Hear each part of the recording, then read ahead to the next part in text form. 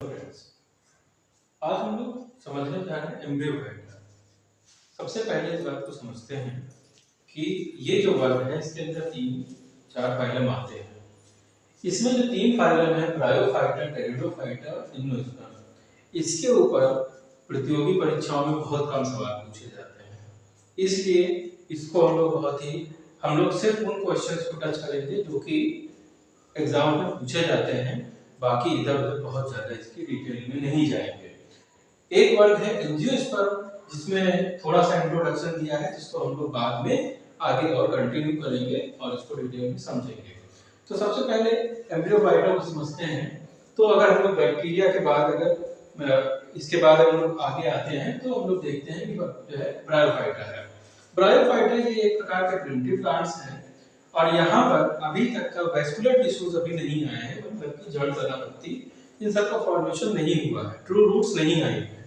मगर इसके अंदर राइजोइड्स आ गए हैं जो कि वाटर को एब्जॉर्ब करने का काम करते हैं। ये ऑटोट्रॉपिक मोड ऑफ न्यूट्रिशन है इनका, इसका मतलब ये ग्रीन प्लांट्स हैं और ये अपना खाना खुद बनाने की क्षमता रखते हैं। इसमें जो ब्रायोफाइट्स है, इसमें जो सबसे छोटा होता है उसे जूओप्सिस बोलते हैं, जो लार्जेस्ट है वो डायज़ोनिया है। इनके अंदर जो है ये जो निकलते हैं वो नम और छायादार जगह पर निकलते हैं और इसको 3 वर्ग में बांटा गया है। एक है जिसको हम लोग हेपेटेसी बोलते हैं, जो कि लीवर वर्ड है। ये लीवर की तरह दिखने में होते हैं, थायरस टाइप के होते हैं। तो दूसरे होते हैं मसाई, जो कि गैमेटोफिटिक जनरेशन के होते हैं, जो गैमेट्स का फॉर्मेशन करते हैं और स्पोरोफिटिक जनरेशन के ऊपर ये डिपेंड होते हैं। और तीसरा वर्ग है जिसको जो है हम लोग बोलते हैं एंथोसिरोस, और ये जो है इसमें जो होता है स्पोरोफिटिक जनरेशन थोड़ा सा कंपैरेटिवली ज्यादा होती है। तो जो हेपेटेसी है उसका जो एग्जांपल है वो लीवर बर्ट है, मसाई का एग्जांपल मॉस है और लीवर बर्ट और एंथोसिरोसी जो है एंथोसिरोसिस का एग्जांपल माना जाता है। ये इनका जो इकोनॉमिक इंपॉर्टेंस है, ये सॉइल इरोजन को रोकने का काम करते हैं। ये जो है सॉइल को पकड़ के रखते हैं, जिससे कि सॉइल इरोजन को ये चेक करने का काम करते हैं। साथ ही साथ पीट जो होती है, पीट से जो है एक प्रकार की घास है जिससे कि फ्यूल बनाने का काम किया जाता है। एंटीसेप्टिक के लिए भी इसका इस्तेमाल किया जाता है और इनका काम इसका जो एक यूज है वो पैकिंग के लिए किया जाता है। सामानों की पैकिंग के लिए भी ब्रायोफाइटा का यूज किया जाता है। अगला वर्ग जो है वो टेरिडोफाइटा है। ये वैस्कुलर क्रिप्टोगैम्स है। वैस्कुलर का मतलब है अब यहाँ पर जड़, तना और पत्ती आ चुकी है। क्रिप्टोगैम्स है, इसका मतलब है इसके अंदर जो है फ्लावर्स का फॉर्मेशन अभी नहीं हुआ है। तो जड़, तना, पत्ती है मगर इसमें फ्लावर नहीं आए हैं। इसको बॉटनिकल स्नेक कहते हैं क्योंकि ये नीचे जमीन में फैलता चला जाता है और जो है काफी दूरी तक ये पहुंच जाता है। इसका जो मेन बॉडी होती है वो स्पोरोफिटिक होती है और अल्टरनेशन ऑफ जनरेशन पाया जाता है। इसका मतलब है स्पोरोफाइट्स के बाद गैमेटोफाइट के बाद स्पोरोफिटिक जनरेशन होती रहती है। तो ब्रायोफाइट और टेरिडोफाइट में अंतर ये है कि जो है ब्रायोफाइट में गैमेटोफाइट जो जनरेशन है, गैमेटोफिटिक जनरेशन है, वो ज्यादा समय तक चलती है और टेरिडोफाइट में स्पोरोफिटिक जनरेशन लंबे समय तक रहती है।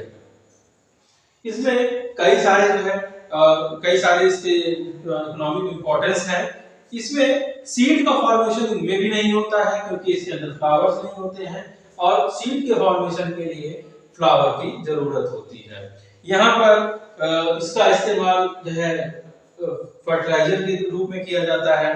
इसको टेरिडियम नाम का जो टेरिडोफाइट है उसको जो है चारा बनाया जाता है जानवरों के लिए। लाइकोपोडियम नाम का जो टेरिडोफाइट है उससे दवा बनाई जाती है। और फर्न को हम लोग बहुत अच्छी तरह से जानते हैं, कोस्टल फर्न, जिसका कि जो है सजावट में बुके वगैरह बनाने में बहुत ज्यादा इस्तेमाल किया जाता है। इसके बाद हम लोग समझते हैं जिम्नोस्पर्म को। जिम्नोस्पर्म, इसमें जो सीड्स होते हैं वो नेकेड होते हैं और इसके बीच के ऊपर कवरिंग नहीं होती है। जीरोफिटिक जनरेशन कंडीशन में ये उगते हैं। तो जीरोफिटिक जो सूखा जो रेगिस्तानी इलाका होता है वहां पर ये उग जाते हैं और इनको लिविंग फॉसिल्स जो है कहा जाता है। लिविंग फॉसिल्स जो है इसमें जो साइकस है वो लिविंग फॉसिल कहा जाता है और इसमें पॉली एम्ब्रियोनी पाई जाती है। इसका मतलब है इसके अंदर एम्ब्रियो की जो संख्या होती है वो एक से ज्यादा होती है। इसके अंदर ये जो है यूनिसेक्सुअल होते हैं, इसमें मेल और फीमेल प्लांट जो होता है वो अलग अलग होता है, और इसमें पाए जाते हैं मेगास्पोरोफिल्स और माइक्रोस्पोरोफिल्स। जो मेल होते हैं, मेल प्लांट में माइक्रोस्पोरोफिल्स पाए जाते हैं और फीमेल प्लांट में मेगास्पोरोफिल्स पाए जाते हैं। इकोनॉमिक इंपॉर्टेंस की बात समझते हैं तो जो साबूदाना है वो इसी से निकाला जाता है, सैगो पाम कहा जाता है।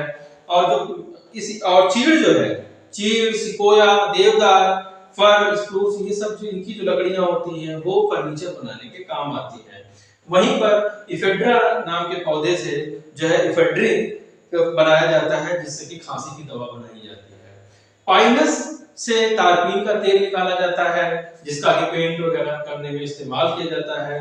टेनिन निकाला जाता है, जिससे कि चमड़ा तथा स्याही के बनाने में इसका प्रयोग किया जाता है। और रस्सी, झाड़ू, इन सभी को बनाने के लिए भी जिम्नोस्पर्म का खूब प्रयोग किया जाता है। एंजियोस्पर्म की बात समझते हैं हम लोग। एंजियोस्पर्म वो सारे प्लांट्स होते हैं जिसके अंदर फ्लावर होते हैं। तो फ्लावरिंग प्लांट जो है वो एंजियोस्पर्म में आते हैं। क्योंकि जो फ्लावर है इसलिए इसमें सीड का भी फॉर्मेशन होता है, क्योंकि यहाँ पर जो है पॉलिनेशन होता है तो सीड का फॉर्मेशन होता है। ये जो होते हैं इनको अगर ब्रॉडली दो भागों में बांटा गया है, एक मोनोकोटिलिडन्स और दूसरे डाइकोटिलिडन्स। जब हम लोग देखते हैं कि किसी भी बीज में जिसमें कि इसको दो भागों में नहीं बांट सकते हैं वो मोनोकोटिलिडन्स है, इसका मतलब उसमें बीज पत्र की संख्या एक है। जैसे कि मेज है, राइस है या व्हीट है, ये सब मोनोकोटिलिडन्स हैं। वहीं पर डाइकोटिलिडन्स जैसे हम लोग देखते हैं ग्राम है या पी है, इन सब में जो कोटिलिडन्स होते हैं वो दो होते हैं। तो ऐसे जो सीड्स हैं वो डाइकोटिलिडन्स होते हैं। इसमें जो सबसे छोटा एंजियोस्पर्म है वो लेमिना है, और जो सबसे बड़ा एंजियोस्पर्म है वो यूकेरिप्टस है। उसी प्रकार से फ्लावर की बात करते हैं, जो सबसे छोटा फ्लावर है वो गुल्फिया है, और सबसे बड़ा जो फ्लावर होता है वो रेफलेशिया का फ्लावर है। विक्टोरिया रेजिया की जो लीव्स होती हैं वो सबसे बड़ी होती हैं, और ऑर्किड जो होता है इसका जो सीड होता है वो सबसे छोटा होता है।